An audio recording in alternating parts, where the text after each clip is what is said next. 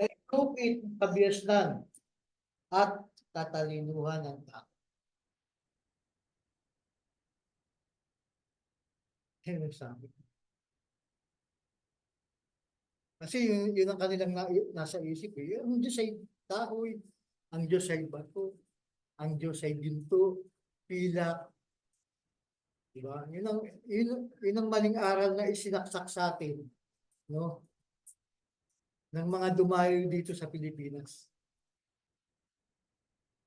Tulad ng ano, di ba? Ng Magellan. Ang nagpunta rito para tayo ay masakop at pasambahin sa kanilang mga dinodiyos. Mga Kastila, panahon na yun. Diba?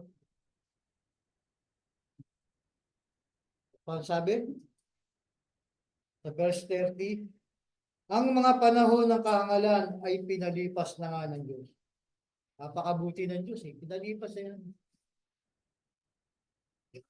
Pinatawad tayo sa ating mga kasalanan.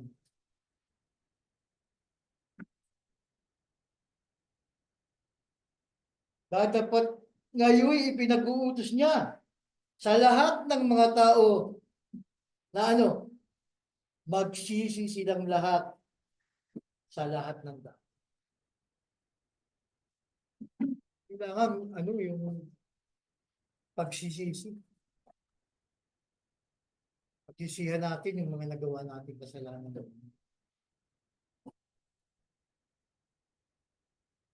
In general speaking, lahat tayo sisihan natin. Kasi ninyo, tayo lang yung sumasamba sa tunay ng Diyos. Diba? Tayo yung mga Kristiyanong sumasamba sa Espiritu at Katotohanan. Sumasamba sa tunay ng Diyos. Sa buhay na Diyos.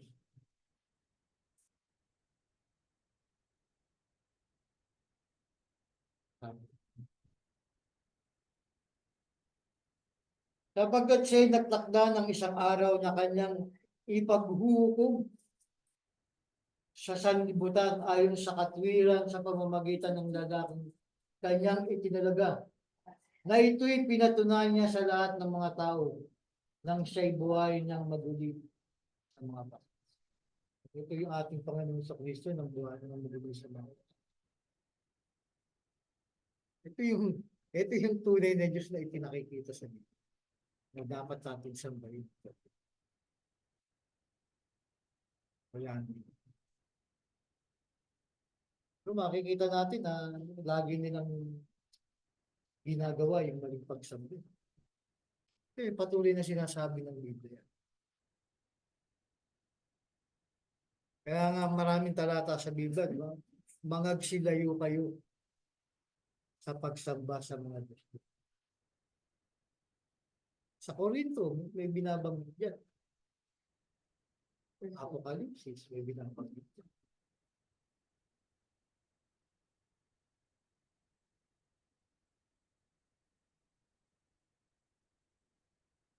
Muli po, isang magandang umaga po sa inyong lahat. Meron po bang tanong? Kung wala po, salamat po sa inyong pagkakas.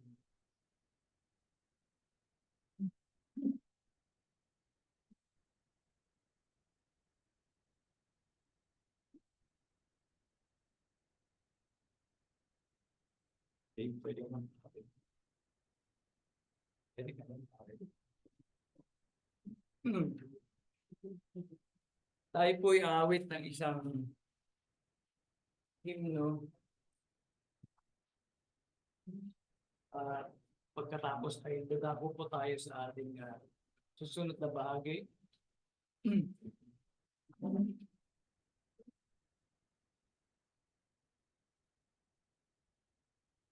Request. Ano pong request yung awitin natin mga kapatid? Habang ito po ay aking binubura.